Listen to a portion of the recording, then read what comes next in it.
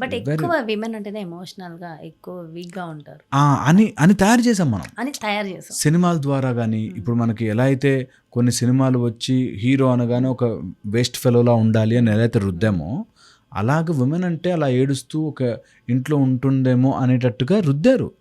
నేనంటాను ఛాన్సే లేదు అసలు. బాలా త్రిపుర సుందరి దేవి దగ్గర నుంచి మొదలైతే చిన్నమస్తాదేవి, భద్రకాళి, ఎన్ని రకాలు.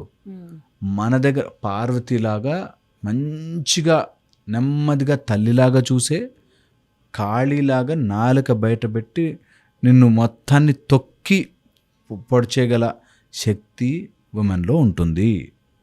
ఇది ప్రూవ్డ్ అండ్ ఎస్టాబ్లిష్డ్, అందులో అసలు డౌట్ లేదు.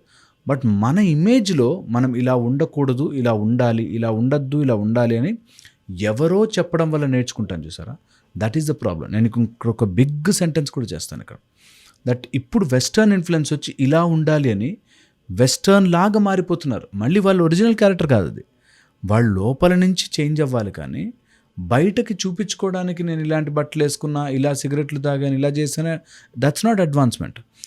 ఎప్పుడైతే ఆలోచన శక్తి పెరుగుతుందో అది యాక్చువల్ అడ్వాన్స్మెంట్, అది యాక్చువల్ తెలివి, అది యాక్చువల్ స్ట్రెంగ్త్, అది యాక్చువల్ ఎమోషనల్, వాళ్ళ మీద వాళ్ళ సెల్ఫ్ డిపెండెన్సీ. ఇది రాక చాలామంది ఇలా వీక్ అవుతారు.